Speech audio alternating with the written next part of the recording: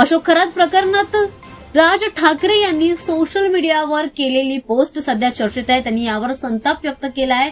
त्यांनी खरात सारख्या आरोपींचं प्रकरण वाचून ते शब्दशः गरगरल्यासारखं असल्याचं त्यांनी म्हटलंय. सोबतच दोषींना कठोर शिक्षा देण्यात सरकार अपयशी ठरत असल्याचं त्यांनी म्हटलंय. त्यांनी म्हटलंय की दैवी शक्तीच्या नावाखाली आणि राजकीय संरक्षणाखाली महिलांचं शोषण होत असल्यास राज्याची कायदा आणि सुव्यवस्था गंभीरपणे धोक्यात आहे.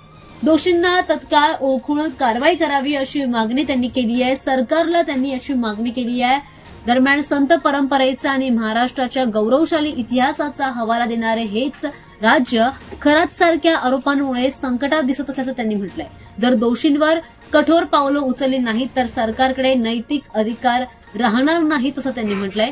अशोक खरात प्रकरणात अशा गंभीर आरोपांसह बऱ्याच एफआयआर आता नोंदवल्या गेल्यात, ज्यामध्ये महिलांवर लैंगिक शोषण आणि त्यासोबतच ड्रग्जचा वापर करून फसवणूक आणि अघोरी विधींचा उल्लेख केल्याचं त्यांनी म्हटलंय. यामुळे आता समाजामध्ये मोठ्या प्रमाणात राजकीय वाद निर्माण होतोय. राज ठाकरेंनी महिलांच्या सुरक्षिततेच्या प्रश्नांवर सरकारची दृढ भूमिका आणि कायदा कार्यवाहीतील उणिवा लक्षात आणून दिली आहे. त्यासोबतच राज्य सरकारकडे तातडीने या संपूर्ण प्रकरणावर कठोर निर्णय घेण्याची मागणी केलेली आहे आणि जोरदारपणे ही मागणी त्यांनी उभारली आहे. त्यामुळे हे प्रकरण सध्या चर्चेचा विषय ठरतंय.